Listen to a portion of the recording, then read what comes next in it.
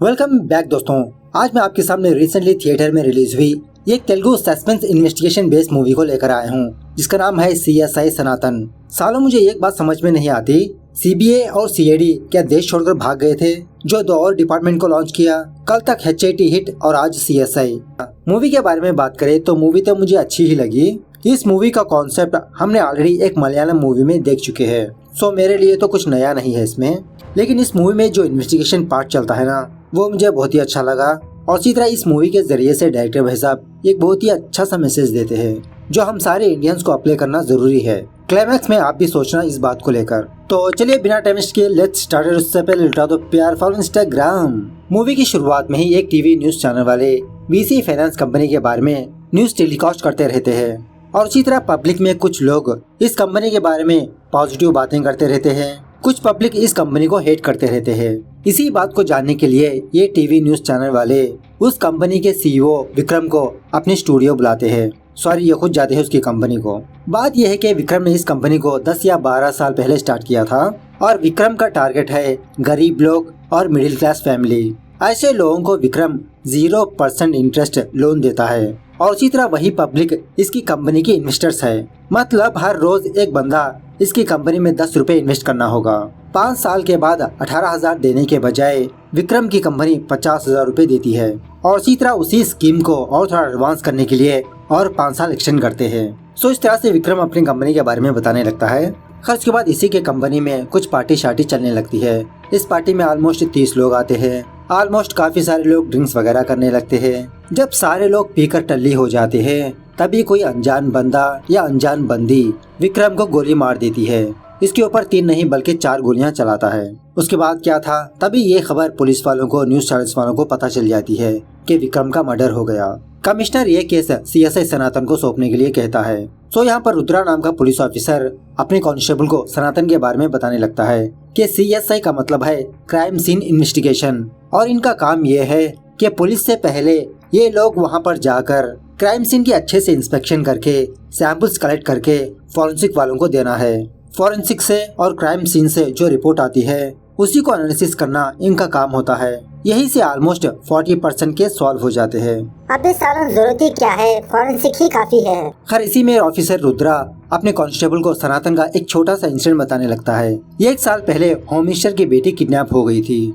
उसी वक्त सनातन दिल्ली से अपनी क्रिमिनोलॉजी खत्म करके हैदराबाद आया। अपने जीजा से मिलने के लिए पुलिस स्टेशन आता है शंकर की हड़बड़ाई देखकर सनातन शंकर से इस केस के बारे में पूछने लगता है। तो शंकर बताने लगता है कि होम मिनिस्टर की बेटी किडनैप हो गई और हम पुलिस वालों को सिर्फ एक ही CCTV फुटेज मिला।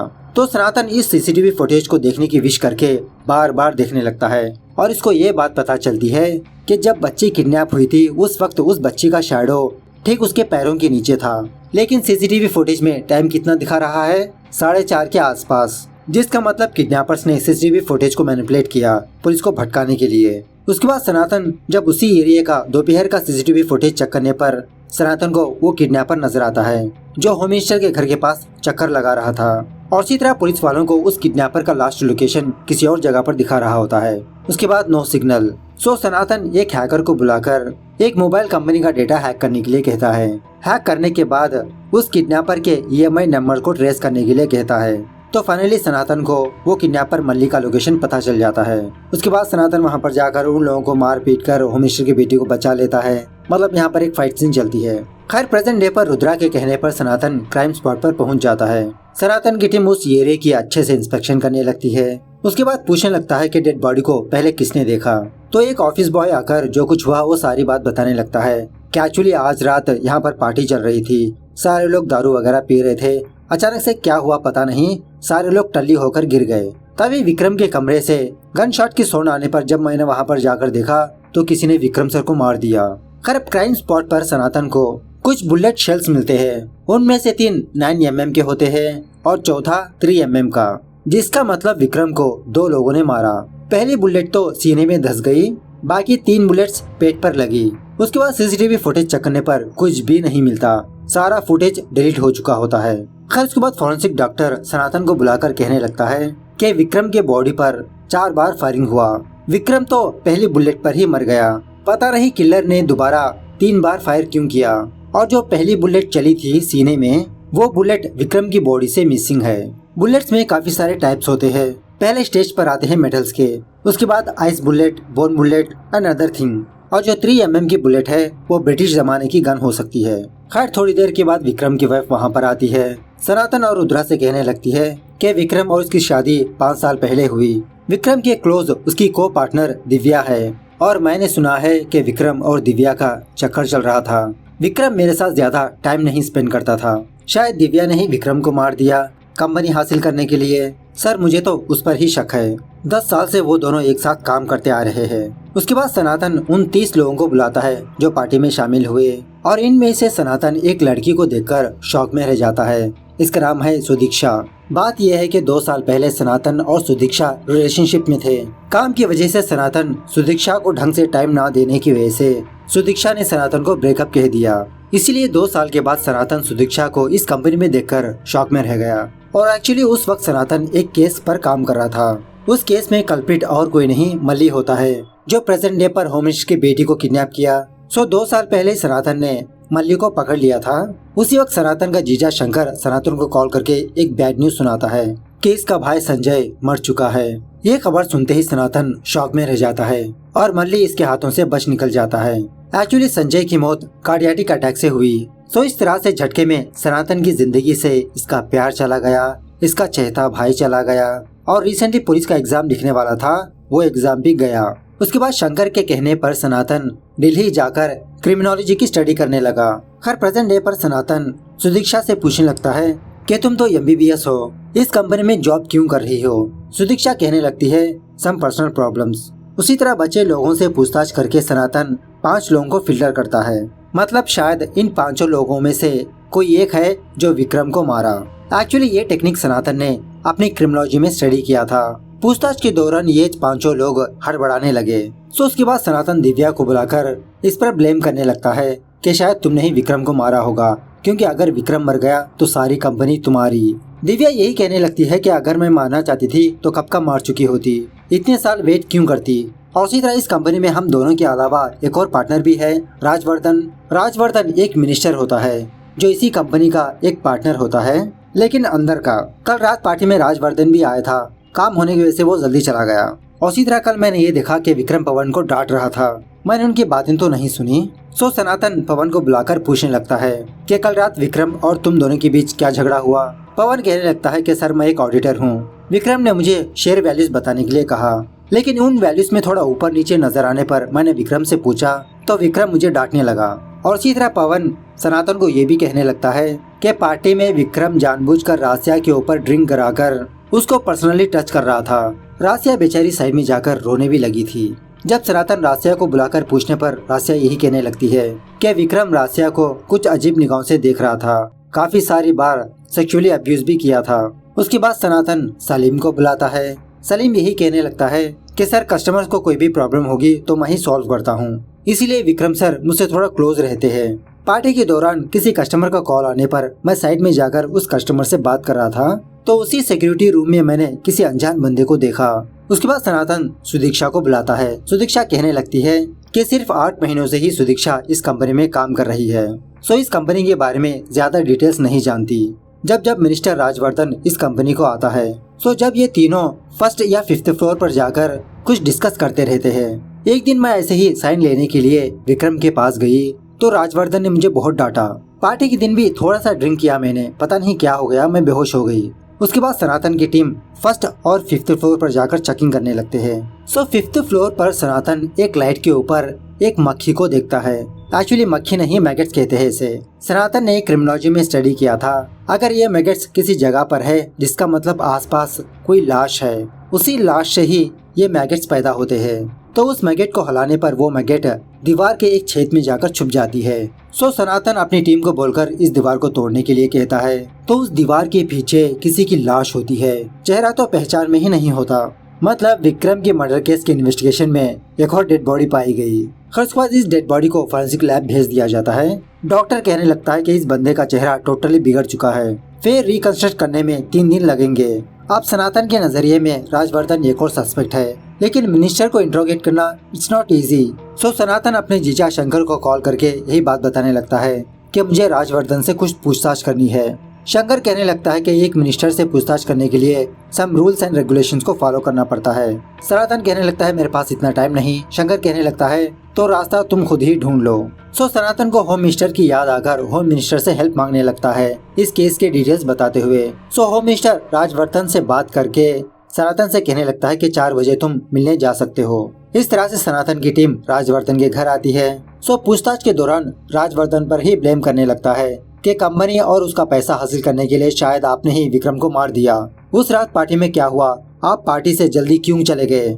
ये सवाल सुनने के बाद राजवर्धन सनातन पर ही गुस्सा करने लगता है। इसके सवालों का जवाब ही नहीं देता। अनलकीली सनातन की टीम वहाँ से वापस आ जाती है। ऑफिस आने के बाद सुदीक्षा सनातन को केस के बारे में कुछ बताने वाली होती है। कहने लगती है कि हम रेगुलरली कॉफी शॉप में मिलते हैं ना, वहाँ पर मिलो तुम। कॉफी शॉप आने के बाद सनातन सुदीक्षा से दोबारा यही पूछने लगता है कि तुमने तो MBBS किया और फाइनेंस कंपनी में जॉब क्यों कर रही हो। सुदीक्षा कहने लगती है कि इसके फादर ने एक फाइनेंस कंपनी से लोन लिया, लेकिन कुछ सालों बाद वो कंपनी इसके फादर को 10 गुना पे करने के लिए कहा, मतलब इंटरेस्ट। मेंटली डिस्टर्ब होकर आत्महत्या कर ली। उसके बाद सुदीक्षा ने ये जॉब करने लगी।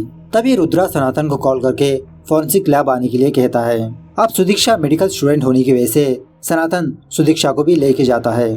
फॉरेंसिक डॉक्टर सनातन से कहने लगता है कि इस डिकम्पोज बॉडी के अंदर हमको कुछ थ्रेड्स पाए गए। सुदीक्षा कहने लगती है ये कैसे पॉसिबल हो सकता है। डिकम्पोज हुए बॉडी के साथ साथ उसके कपड़े भी डिकम्पोज होने लगते हैं। ये थ्रेड्स अभी भी सेफ कैसे है। डॉक्टर कहने लगता है कि ये फैब्रिक थ्रेड्स है। ऐसे threads normally yoga mat, house mat, car mat में यूज करते हैं और डीपली एग्जामिन करने पर इन थ्रेड्स के ऊपर जे वर्ड लिखा है। सनातन सोचने लगता है कि आखिरकार जे से क्या वर्ड्स आ सकते हैं, किस कंपनी के नाम आ सकते हैं। इसी सोच के दौरान सनातन का दिमाग गाड़ियों पर जाने लगता है। गाड़ियों में जागुआर का भी नाम आता है। रुद्रा को बोलकर सिटी में कितने कस्टमाइज्ड जागुआर है पता करने के लिए कहता है। सारी लिस्ट आने के बाद ये बात पता चलती है कि इस लिस्ट में राजवर्धन का भी नाम है। उसी वक्त सनातन का एक टीम मेंबर सनातन को कॉल करके कहने लगता है कि सर राजवर्धन पर काफी सारे FIR दर्ज है। रिसेंटली भी इसके ऊपर एक फाइल दर्ज हुआ। राजवर्धन का PA छोटा मिस होने की वजह से उसकी बीवी ने उसकी मिसिंग कंप्लेंट लिखवाई और सस्पेक्ट राजवर्धन ही है। उसी वक्त फॉरेंसिक वाले उस डेड बॉडी का फेस रिकंस्ट्रक्ट करने पर वो और किसी का नहीं छोटा का ही होता है, राजवर्धन का PA। सनातन को पक्का यकीन हो जाता है कि विक्रम के मर्डर केस में, PA के मर्डर केस में राजवर्धन का हाथ जरूर हो सकता है। रुद्रा कहने लगता है लेकिन एक मिनिस्टर को गिरफ्तार करने के लिए कोई ठोस सबूत चाहिए, कोई आई विटनेस। इस थ्रेट के जरिए से हम उसको गिरफ्तार नहीं कर सकते। खैर दूसरे दिन सनातन उस PA के वाइफ को पुलिस स्टेशन बुलाता है। पूछताछ के दौरान ये औरत सनातन को एक एनवेलप देती है। कहने लगती है कि मेरे पति के कमरे में यही एक चीज पाई गई। तो इस एनवेलप को ओपन करने पर कुछ फोटोग्राफ्स होते हैं और उन फोटोग्राफ्स में दिव्या, विक्रम होते हैं और वो भी दूसरे गेटअप में। और इसी तरह इन फोटोग्राफ्स के पीछे कुछ मार्क्स होते हैं। जब सनातन इन सारे फोटोग्राफ्स को अरेंज करता है तो वो तो एक QR कोड होता है। आजकल कुछ लोग अपना डेटा QR कोड के जरिए से सेव कर रहे हैं। तो इस QR कोड को स्कैन करने पर विक्रम, दिव्या, राजवर्धन के बारे में कुछ बातें पता चलती है। इस तरह से सीन थोड़ा फ्लैशबैक में जाने लगता है। एक्चुअली विक्रम कोई पढ़ा लिखा बंदा नहीं होता। एक दिन विक्रम ने अपने गांव में कुछ बहुत बड़ा स्कैम करके 5 करोड़ रुपए राजवर्धन के घर ले आया। एक मामूली बंदे के पास इतना सारा पैसा देखकर राजवर्धन तो शॉक में रह गया। विक्रम राजवर्धन को एक जबरदस्त आइडिया बताने लगता है कि सर गरीब की आशा ही हमारा इन्वेस्टमेंट है। पहले तो हम ये 5 करोड़ रुपए गरीबों को 0% इंटरेस्ट लोन पर देंगे। उसके बाद वही गरीब लोग, वही मिडिल क्लास वाले हमारी कंपनी के इन्वेस्टर्स बनेंगे। हर रोज 10 रुपए इन्वेस्ट करेंगे तो कितना होगा। इस तरह से इन लोगों ने VC फाइनेंस कंपनी को एस्टेब्लिश किया। खैर प्रेजेंट डे पर सनातन अपने टीम मेंबर को बोलकर VC कंपनी का डेटा हैक करके कुछ लिस्ट निकालने के लिए कहता है। तो पता चलता है कि इस कंपनी में बहुत सारा पैसा है जो अभी तक कहीं पर भी ट्रांसफर नहीं हुआ। उसी तरह रिसेंटली विक्रम, दिव्या, राजवर्धन ने UK के लिए टिकट्स बुक किया। और इसी तरह एक और बात ये पता चलती है कि जो 4 सस्पेक्ट्स है ना, पवन, रासिया, सलीम, सुदीक्षा, इन चारों के रिलेटिव्स ने इस कंपनी में लोन लिया और इन्वेस्ट भी किया। उसके बाद सनातन होम मिनिस्टर और पुलिस वालों को मीटिंग पर बुलाकर इस केस के डिटेल्स बताने लगता है कि एक्चुअली विक्रम कोई कंपनी रन नहीं कर रहा था, वो तो बहुत बड़ा स्कैम कर रहा था। इस तरह से कहते हुए चार्ल्स पोंजी का एक स्कैम बताने लगता है। बहुत सालों पहले पोंजी ने ये स्कैम किया था। इसको कॉपी करके काफी सारे लोग यही स्कैम करने लगे। ये नाम का बंदा इस कंपनी में इन्वेस्ट करता है। उसके बाद उसी कंपनी में B और C ज्वाइन होते हैं। जब सी को पैसों की जरूरत होती है तो ये और बी उसे देते हैं, और उसी तरह जब बी को जरूरत पड़ती है ये और सी देते हैं। इस तरह से ये साइकिल ऐसे ही सर्कुलेट होते रहता है, मतलब ये लोग पैसे रोटेट करते ही रहते हैं। विक्रम ने इसी कॉन्सेप्ट का इस्तेमाल करते हुए लोगों को ज्यादा इंटरेस्ट दिखाकर उनसे पैसे हड़पना शुरू किया, और ऐसा ही स्कीम आज सारे देशों में लीगल हो गया। वही LIC पॉलिसी वाले करते हैं। खर्च के बाद सनातन दोबारा उन 4 लोगों को बुलाकर उनसे पूछताछ करने लगता है। ये चारों लोग यही कहने लगते हैं कि इन्होंने विक्रम को मारने के लिए ही इस कंपनी में ज्वाइन हुए, लेकिन उस रात इन्होंने विक्रम को नहीं मारा। उसके बाद सनातन दिव्या को डरा धमकाकर पूछने लगता है कि गन पर आपके ही फिंगरप्रिंट्स पाए गए, बताओ उस रात क्या हुआ। एक्चुअली उस रात पार्टी में राजवर्धन भी आया था। विक्रम ने राजवर्धन से कहा कि कंपनी में 5,000 करोड़ है, 4,000 करोड़ विक्रम के और 1,000 करोड़ राजवर्धन के। यह सुनने के बाद राजवर्धन को बहुत गुस्सा आया। विक्रम को धमकाने लगा कि तुम मेरे साथ अच्छा नहीं कर रहे हो, लेकिन उल्टा विक्रम राजवर्धन पर गन पॉइंटेड करते हुए उसको धमकाने लगता है। राजवर्धन जाने के बाद दिव्या विक्रम को सेड्यूस करते हुए उससे पूछने लगती है कि कंपनी का पैसा तुम लोग ही बांट लोगे तो मुझे क्या मिलेगा। तो विक्रम दिव्या से बहुत ही नीचा दिखाकर बात करने लगता है कि तुम तो एक BIT CH हो, तुम इसी के लिए काम आती हो, तुमको शेर की क्या जरूरत। विक्रम की बातें सुनने के बाद दिव्या का दिमाग सटक गया। बहुत दारू पीकर विक्रम के कैबिन में जाकर विक्रम की गन लेकर उसे गोली मार दी 3 बार। लेकिन यहाँ पर सीक्रेट बात यह है कि दिव्या से पहले भी एक और बंदा विक्रम को कब का मार चुका होता है। खैर इसी पूछताछ के दौरान दिव्या ये भी कबूल कर लेती है कि इन तीनों ने PA को भी मार दिया, क्योंकि वो PA इस कंपनी का थोड़ा हिस्सा मांग रहा था, इसलिए उसके मुंह में थ्रेट्स ठोसकर उसे मार दिया। और इन्होंने संजय को भी मारा था। संजय ने इन तीनों को डरा रहा था कि इस कंपनी के स्कैम को बाहर रखेगा। संजय और कोई नहीं, सनातन का भाई। उसके बाद क्या था, पुलिस वाले दिव्या और राजवर्धन को गिरफ्तार कर लेते हैं। थोड़ी देर के बाद फॉरेंसिक डॉक्टर सनातन को फोन करके कहने लगता है कि विक्रम के ऊपर जो पहली बुलेट चलाई वो बोन बुलेट थी। ये सुनने के बाद सनातन कुछ भी नहीं कहता। उसके बाद सीन थोड़ा फ्लैशबैक में जाने लगता है। एक दिन सनातन ने ये देखा कि इसका भाई संजय बहुत ही परेशान है। संजय VC कंपनी में ही काम किया करता था। उस कंपनी के सीक्रेट्स इसको पता चल गई। बाद में एक दिन अचानक से हार्ट अटैक से संजय की मौत हो गई। फॉरेंसिक डॉक्टर ने सनातन से कहा कि नॉर्मल हार्ट अटैक नहीं था, संजय के ऊपर कोई मेडिसिन यूज किया था। उसके बाद जब सनातन ने अपनी क्रिमिनोलॉजी खत्म कर लिया था, उस वक्त सनातन का प्रोफेसर सनातन को एक कीमती गिफ्ट देता है, और वो गिफ्ट और कुछ नहीं, ब्रिटिश जमाने की एक गन। इसको सोच समझकर इस्तेमाल करने के लिए कहता है। उसके बाद सनातन अपने भाई संजय की हड्डियों को ही तराश कर एक बुलेट बनाई, बोन बुलेट। और जिस दिन विक्रम के ऑफिस में पार्टी हो रही थी, सनातन उस पार्टी में जाकर ड्रिंक्स में बेहोशी की दवा मिलाकर अपने गन से विक्रम को मार दिया, सीधा सीने में। इस तरह से ये मूवी यहाँ पर दी एंड होती है। लेकिन सनातन अपना सच किसी को नहीं बताता। सनातन इसलिए इस केस को टेक ओवर किया क्योंकि ये जानना चाहता था कि बाकी 3 बुलेट्स विक्रम के ऊपर किसने चलाया। इन्वेस्टिगेशन करके पता कर लिया कि वो दिव्या है। एक्चुअली डायरेक्टर इस मूवी से ये बताना चाहते हैं कि एक गरीब बंदा, एक मिडिल क्लास बंदा अपनी फैमिली के लिए कुछ न कुछ करना चाहता है ताकि आगे जाकर इसके बच्चे सफर ना हो। काफी सारे स्कीम्स में इन्वेस्ट करता है, और वो भी पैसों की बचत करके। अब स्पेशली इंडिया के बारे में बात करें तो जहाँ पर फ्री, डिस्काउंट, कम कीमत का बोर्ड लगा होता है, पब्लिक उस पर टूट पड़ती है। फॉर एग्जाम्पल आप ही सोचिए, हैदराबाद में कितने लोग होते हैं। अगर हर एक बंदा 1-1 रुपया इन्वेस्ट करे तो कितना बड़ा अमाउंट जमा होता है। तो ऐसे ही कम अमाउंट को दिखाकर चिटफंड वाले, फाइनेंस वाले, LIC वाले गरीबों को, मिडिल क्लास वालों को लूटते हैं। विक्रम, दिव्या, राजवर्धन सारा पैसा इकट्ठा करके ये तो भागने वाले थे, लेकिन आइन टाइम पर सनातन ने विक्रम को मारकर ये स्कैम को रोक दिया। आप ऐसे न्यूज काफी जगहों पर देख चुके होंगे। रिसेंटली मेरे कोलीग के साथ भी कुछ ऐसी घटना पेश आई थी। बाद में कोर्ट ने उन सारे लोगों का पैसा वापस कर दिया। खैर मूवी कैसे लगी कमेंट करके बताना जरूर। मिलते हैं अगली वीडियो में, तब तक take care, bye bye, see you soon.